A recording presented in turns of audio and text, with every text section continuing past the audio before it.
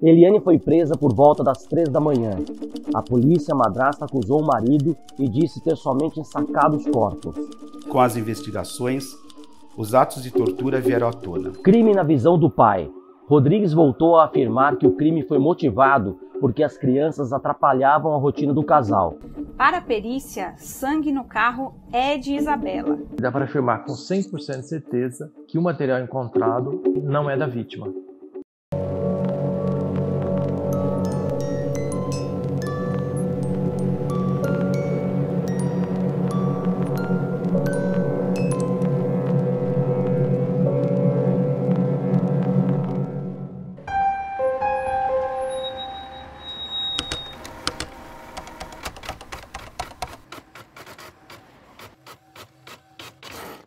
O julgamento foi no Fórum de Santana, eu lembro porque era bem perto do Estadão. O casal já havia sido condenado pela opinião pública muito antes do julgamento.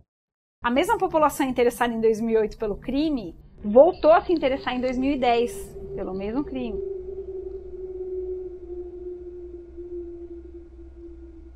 Depois eu sei que o caso teve um pouco de repercussão quando eles foram julgados. Foi uma pauta tratada com muito cuidado pelo jornal.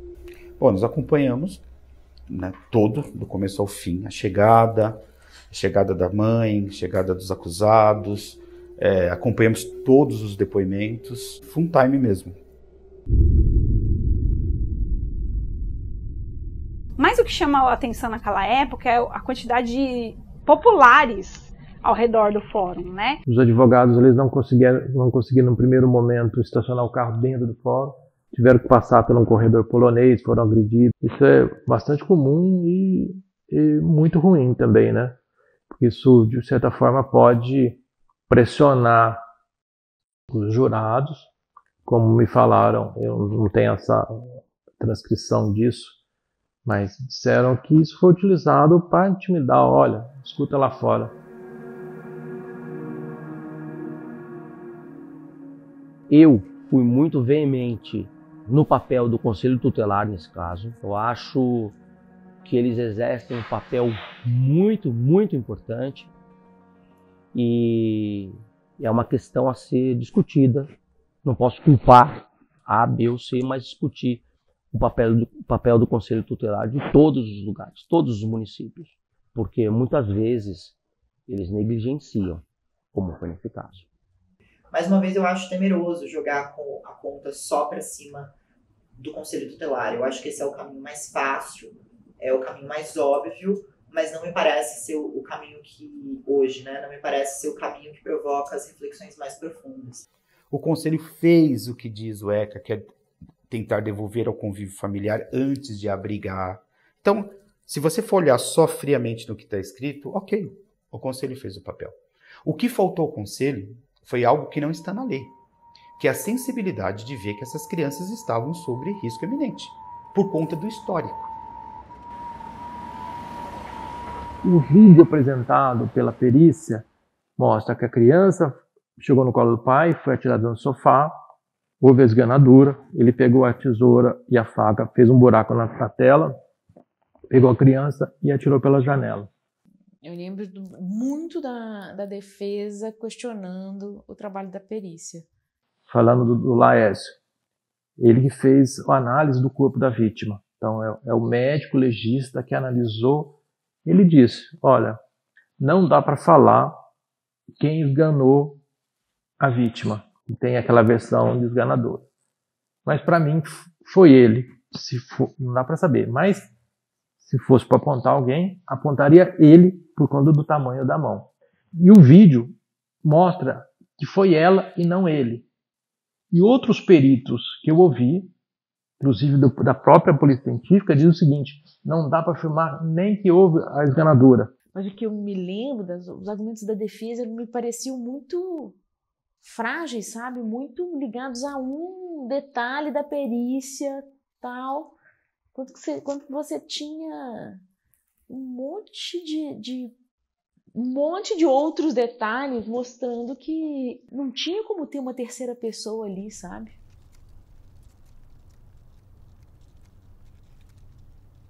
Bom, primeiro eles diziam que a culpabilidade foi do outro. Os advogados de defesa, eles diziam, olha, quem assassinou foi a madrasta.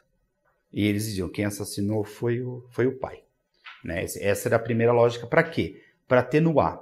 Porque ambos iriam ser condenados. E depoimentos bastante intensos, né? Falando da convivência, da família, tudo, né? Então não houve em nenhum momento pedido de absolvição, né? Porque não tinha como. Para escapar das acusações, Rodrigues alegou ter sofrido coação e agressões por parte de policiais civis na delegacia de Ribeirão.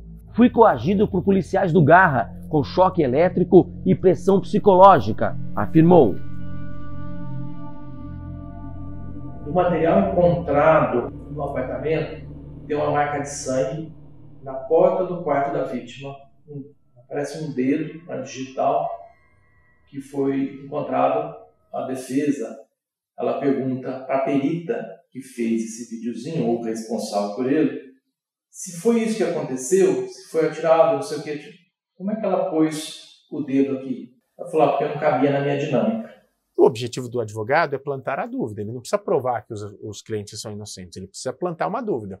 Se os jurados tiverem uma dúvida que seja, eles vão inocentar, pelo menos é o que manda a nossa lei. Durante uma conversa, o delegado Calil Filho ele disse o seguinte, terminando um raciocínio.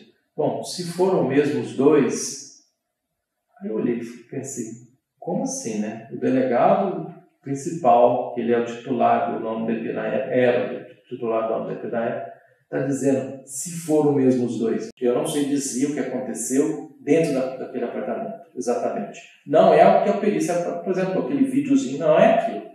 Essa informação que o Calixto Calil Filho diz, se foram mesmo os dois, é uma prova de que é exatamente isso. A polícia também não sabe. A defesa queria inserir uma terceira pessoa ali.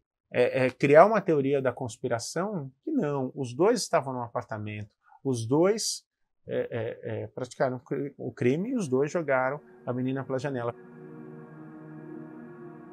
A acusação trouxe as provas, trouxe todo o histórico, né, da indas e vindas na delegacia. A base principal da acusação foi o caráter tão hediondo desse crime.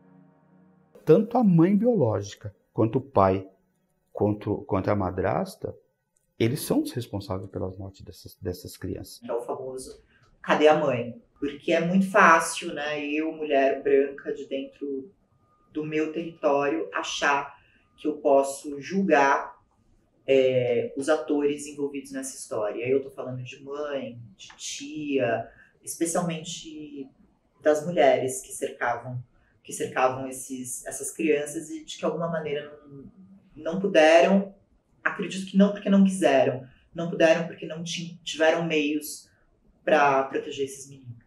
Então, foi uma série de negligências, né? Eles tiveram muita gente que poderia salvar eles, assim, né? Eles tiveram a mãe, eles tiveram os vizinhos, eles tiveram a tia, eles tiveram a conselheira tutelar, eles tiveram o delegado, eles tiveram todo mundo, assim, eles não tiveram essa salvação. No momento da divulgação da sentença, tinha bastante gente. Os populares estavam na porta, soltaram fogos de artifício, né? Comemoraram, todo mundo, justiça. Então, inesquecível para mim esse dia. Dia de fôlego para os repórteres também. Comemorar o quê? Não tem que comemorar, só é uma tragédia, né? Não tem alegria nenhuma de julgamento de uma morte de uma criança de 5 anos. Eles filmaram o trajeto até a prisão. O trajeto dos dois, que realmente teve essa força, né, dramática, assim. Para cumprir a pena, eles foram para Tremembé. Alguns crimes que são praticados, eles não são aceitos pela conduta, né, disciplinar que os presos têm. Então esses casos todos vão para Tremembé.